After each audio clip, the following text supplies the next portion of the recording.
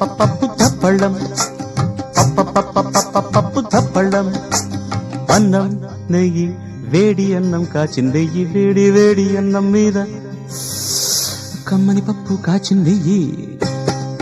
వేడి వేడి అన్నం మీద కమ్మని పప్పు కాచిందెయ్యి పప్పు ధప్పడం కలిపి కొట్టడం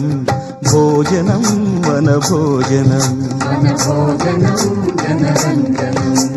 తల్లి తోడు